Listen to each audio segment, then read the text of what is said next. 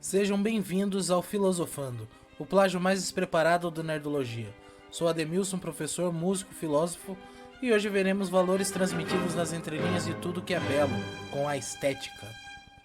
Em 1750, enquanto o pensamento racional efervescia no mundo, o filósofo Alexandre Baumgarten usa pela primeira vez o termo estética em seu livro homônimo. Mas é em 1790, no livro Crítica do Julgamento, em que o filósofo Immanuel Kant entende a estética como um critério de escolhas, assim como os critérios éticos. Vejam essas cadeiras. Qual delas você gostaria de ter em seu quarto?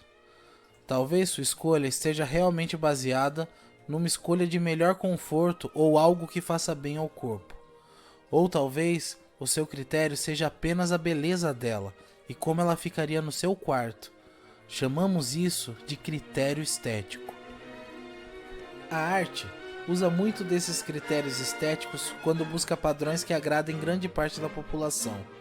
Mas se pensarmos na arte apenas dessa forma, teríamos uma arte voltada apenas à aparência, e sabemos o quanto ela pode ser profunda, tocante e nos transmitir ideias e valores.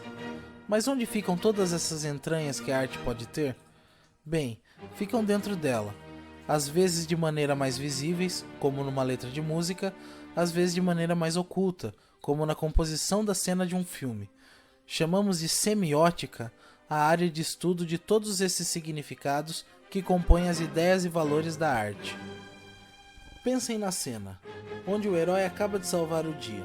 No ápice do momento, temos ao fundo a bandeira norte-americana compondo a narrativa do heroísmo, independentemente da versão do herói. Qual a ideia que essa cena transmite?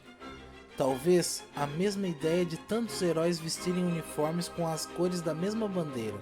Ou seja, além do que vemos, existem signos, símbolos, que constroem a narrativa tanto quanto o plano principal.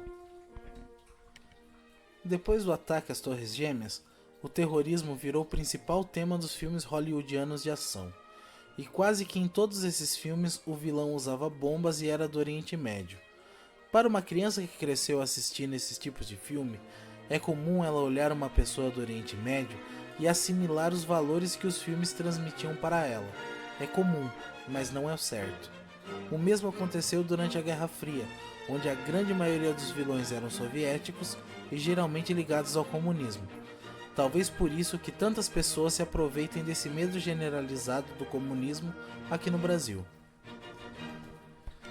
Assim como a semiótica pode construir esses valores, ela também pode despertar ideias e pensamentos que antes não haviam se manifestado. Olhem esses exemplos. Na canção Sapato 36, Raul Seixas usa da semiótica das palavras para criar um subtexto, além da letra em si. Na leitura principal, Raul fala de um pai autoritário que obriga ele a usar um sapato apertado e andar de maneira obediente. Mas no subtexto, Raul levanta uma crítica ao momento político do Brasil. Vivíamos a ditadura militar. Quando ele fala, você só vai ter o respeito que quer na realidade, no dia em que você souber respeitar a minha vontade, ele está dizendo que a pátria, o pai, só seria respeitada quando houvesse uma política democrática. Outro exemplo está na canção Cálice, de Chico Buarque e Gilberto Gil. Nessa canção, eles usam o parônimo da palavra cálice, de bebida, e cálice do verbo calar, e completam falando que o vinho é o sangue dos torturados. Para terminar e trazer algo mais atual, o cantor Charles Gambino, em 2018, lançou um clipe que utiliza muito dessa linguagem semiótica. No clipe This is America, ele e os dançarinos ficam no centro da tela pegando o nosso foco de atenção, mas em volta a eles muita violência se manifesta. Assim ele levanta a crítica que nos Estados Unidos a violência continua ativa sem estar em foco. Além disso, ele faz referências a vários assassinatos reais contra negros, utiliza muita referência na composição do plano de fundo e da dança, até mesmo a calça que ele usa é de um grupo supremacista branco, um clipe recheado de semiótica. Esse foi o Filosofando de Estética. Semana que vem voltaremos com o próximo tema. Ou não.